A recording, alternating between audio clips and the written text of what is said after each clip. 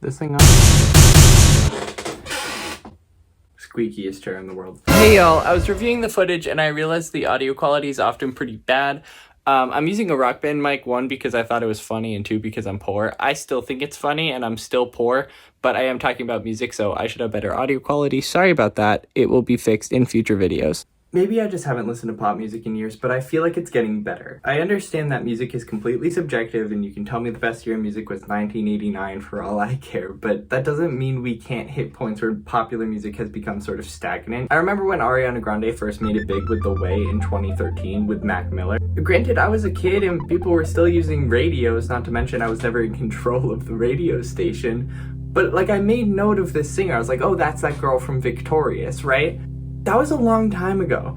Plenty of Swifties are gonna kill me here, but I think there's sort of a consensus that her album 1989, which came out in 2014, was Taylor's first real pop album. And I remember Shake It Off and Blank Space coming out, and I thought about songs like Trouble from her previous album, and how I was like, oh, is Taylor Swift making pop music now? And now, 1989, yes, she is.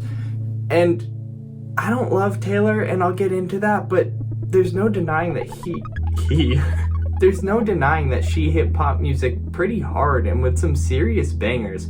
At the time, I had never heard a song like Wildest Dreams, and that was playing everywhere. Despite being a huge music nerd, I didn't really listen to music until like high school, so, you know, do with that what you will. But like I remember songs like Wildest Dreams and having never heard something like that before. Speaking of playing everywhere, when a song was big, it was really big. Like Chandelier by Sia also came out that year, The Weeknd's first #1 hit. I Can't Feel My Face, 2015. The remix of I Took a Pill in Ibiza came out in 2015 as well. Man, I wish I could show Avicii I was cool. One Dance by... Actually, let's skip that one. Despacito by Justin Bieber released in 2017. Do you remember how big that song was? Okay. Thank You Next by Ari came out in 2018. Sicko Mode 2, 2019 gave us Bad Guy, and Don't Start Now by Dua Lipa. Please forgive me if I got any of those dates wrong. I understand that some songs were released as singles, some were released at the end of the year before they got big, whatever. Anyway, then we hit the 2020s. Now, maybe it's just me, but I feel pop music got a lot less exciting for a few years. I do not love all the songs that I just listed. In fact, there are very few that I'd put on intentionally, even back then. But there's no denying that people were going crazy for those songs, and I feel like that just sort of stopped. I'm not gonna say what I think it was that made pop music fall off for a bit, because I'm just as sick as you are about hearing of a particular virus that was going around. This video isn't about that. I'm not just gonna talk without backing it up, so let's take a look at the top hits of 2020. Blinding Lights at #1, that came out in 2019. Circles by Post at #2, late 2019. Don't Start Now is still at the top, 2019. Say So by Doja Here, that was 2019. Also, I'm not like strategically picking songs out of the top 100 that are actually from 2019. I'm just clicking the songs that I recognize. Like, now this isn't uncommon at all. 2019 looked very similar with a lot of 2018 songs, but at least the #1 hit, Old Town Road, it got its remixes in 2019, you know? Both were huge. Old Town Road has over 1.5 billion plays on Spotify, and Blinding Lights has over 4.5 billion. Blinding Lights should theoretically have much more of a cultural impact, but it just doesn't feel like it. Here's where things are incredibly subjective. I know the stats don't agree with me, but like Blinding Lights didn't get memed in the same way Old Town Road did. I know memes aren't a metric for how good a song is, but it's kind of a metric for cultural impact, I feel. Think about how many Me Espresso and Chappell memes there are on Instagram and TikTok. I'm sure other social medias too. I saw a picture of a green toilet with the caption "dump" in it the other day. Guess Brat Summer isn't over in November. We just weren't getting that with Blinding Lights. Driver's License by Olivia Rodrigo came out in 2021. That song was huge, and it seems Olivia sort of rode that high as long as she could and did quite well for herself. Good for her. But other than people talking about loving her music, like, there wasn't much being talked about that I saw, at least. Of course, that might be my TikTok and Instagram feed, but I don't think it's just me. 2022 had Heat Waves. Oh my goodness, I'm sick of that song. Happier Than Ever by Billie is an incredible song. I love it. 2023 had That Boy's a Liar with Ice Spice and Kill Bill by SZA. Big songs, right? But I wasn't feeling that sort of like song of the summer. Did I just write the song of the summer kind of vibe until 2014. Bubbles, Blossom, and Buttercup, Sabrina, Chappell, and Charli, thank you for saving pop music. I'm biased because I liked Sabrina before she was cool, okay? I was saying Team Sabrina all the way back when she was beefing with Olivia Rodrigo. I liked her music since Perfect and Sue Me, but I feel her outro bit that she did when performing Nonsense was kind of a turning point for pop music. This is especially fitting as she performed on the New Year's Eve festival in New York. Festival? Is that what you call it? The New Year's Eve thing. You know, the New Year's Eve, New Year's? I'm blending New Year's with New York. That's crazy. She performed on New Year's in New York, okay? And she did her Nonsense outro, and I think that was sort of a fresh start for 2024's music. People were talking about these outros a lot. Sabrina, she didn't just drop a hit and leave. Like I talked about before, she's been grinding at this for years now. Every time I play the Spottle, you know the Spottle? Like I start with Sabrina Carpenter, and it says that her debut was 2015, and it freaks me out. Like 2015 was 9 years ago. Sabrina was making music 9 years ago, but she was. I think she found what she needed in Nonsense in terms of her sound, humor, whatever, but then she nailed it again with Espresso. That's That Me Espresso makes absolutely no sense, but it's perfect. I was watching an episode of Hot Ones the other day with her, and she mentioned how it should be That's That Blonde Espresso, but it has to be That's That Me Espresso, and she's right. It does have to be that because that's fun. People were saying Me Espresso all the time when that song came out. Then the album, Short and Sweet, it's pretty solid. I don't love all of it. I haven't listened to all of it, but it's got more hits in there. Like she didn't drop a hit and leave. Like she didn't drop a hit and then stop making fun music and the only Sabrina Carpenter song that people talk about. That's gonna be the number one hit, but nothing else from her. Like she kept making hits. People talk about those hits, like Please, Please, Please and stuff. Like it's getting traction in like media, right? Like that's what I'm getting at here. Not that pop music was bad for the past few years, but it wasn't memorable and it lacks so much of the charm that we're starting to see again. I know The Rise and Fall of a Midwest Princess came out in 2023, but as far as I'm aware, it really gained popularity after Good Luck Babe was all over TikTok, and that was in 2024. Just musically speaking, Chappell's music it's so cool. Like if you listen to the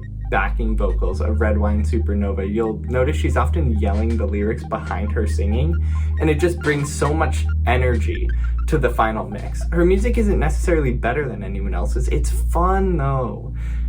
And that's kind of hard to deny. And the music is very energetic, but even on slower songs like Pink Pony Club, it manages to be fun. People say Pink Pony Club in person. I understand fun doesn't just mean being memed though, right? Like I haven't seen many Pink Pony Club memes, but people say Pink Pony Club because it's a fun phrase. Fun can also simply mean being unique too. Like it doesn't have to be silly or funny to be fun. I mentioned Happier Than Ever by Billie earlier, and that song's not fun in the sense that it's, you know, silly or unserious, but it's fun for things like the ending chorus where all the instruments just keep getting louder and louder until they're like actively stealing volume from each other. Everything's just peaking like crazy. That's fun, but it's not the same kind of like, I'm gonna start using brat as an adjective kind of fun. Certainly not as fun as like the espresso riff. Actually, that one might just be me who's obsessed with that. I want it to be the new Weezer riff though, right?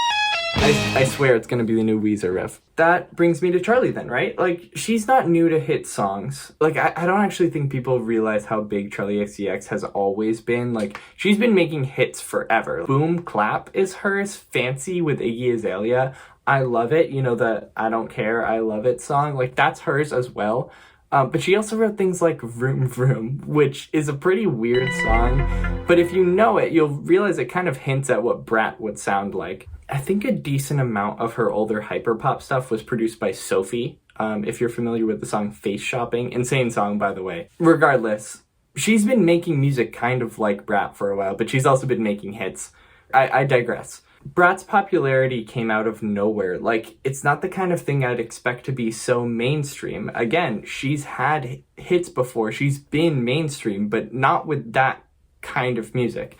But songs like 360 and 365 and Guess have made their way onto social media and people talk about it. I mentioned seeing a bump in that joke earlier, but I've also seen plenty of Guess jokes. I've even seen one where it's just like the green background with black text and it says something like, "Show it to me, Rachel," on it, which, by the way, I don't even think is the quote. These artists have brought some really stupid and fun things to mainstream media, as well as just everyday conversations. That's not something I can say about artists of the past few years. Now, we've had people like Ice Spice, right? I was talking to one of my friends from college, and he felt like Ice Spice is a genuinely talented rapper, but she got stuck writing the same thing over and over again. She's released so much music, and I know so little of it. It's crazy. And I wanted to like Ice Spice because she seemed so fun, but it got old so fast. By the way, that college friend is currently working on a video involving the entire Weezer discography. So shout out Edison. It's partially my fault that he listens to Weezer at all. So what's the issue here? If you look at hits from recent years, it seems everyone is either someone we've known about for a really long time and never stopped making hits. Taylor Swift, Ariana Grande, The Weeknd, Post Malone. And then people I haven't heard from since, like Glass Animals, who blew up like crazy, and now I couldn't name one person who still listens to them. I've said it and I'll say it again. I know it's very subjective, but I don't think I'm on the minority in this, unless you consider the 400 quadrillion Swifties, but I don't really value their opinions on music. That's a joke. That's a joke. I like some of Taylor's music, but what I do not understand is how she's worshipped the way that she is. Her music to me sounds like an unseasoned dry piece of chicken served with... I mean, her music sounds like the blandest Thanksgiving dinner that you didn't want to go to. It's not fun, at least for the most part. I tried so hard. I tried listening to for some of my friends. I tried listening to her newest album, and I couldn't tell you what a single song sounded like 5 seconds after the song ended, okay? It sounds like nothing. It sounds like literally nothing to me. Sorry, bit of a rant there.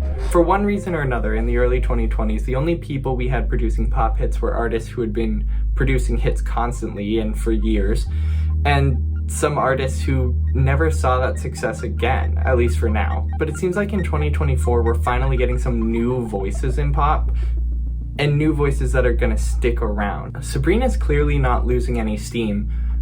Charli keeps releasing more and more versions of the album Brat, which I think is hilarious. She just keeps doing it. Chappell's Good Luck Babe doesn't have an album yet, and she's already this big. Like, I don't think she's losing steam. If her next album follows the trajectory of, you know, that single from her previous album, then we're gonna have a lot more to talk about with Chappell Roan. Maybe I'm way off here, but I just don't believe I am. I'm just so happy to finally be getting music I want to listen to without having to search for smaller artists that make the music I think should be popular. But hey, support the medium famous pop artists. They could never make me hate you, Remy Wolf. Point being, I think pop music is fun again. Wow, he said the thing. He said, listen to how squeaky this chair is. That's ridiculous. Anyway, thank you guys for making it this far. If you made it this far, hopefully you didn't just skip to the end. I'm very new to YouTube, and I'm not sure about a posting schedule or anything like that. I don't know if this is going to be a mostly music-based channel or what, so if you have any suggestions for a video, let me know. I'm very nerdy about music theory, more than most things. Most things are. I'm very nerdy about music theory. So if you guys want a more in-depth analysis of a particular song or something, cool, just let me know. Anyway, that's all for today. I'm gonna need some espresso after filming that one, so thank you.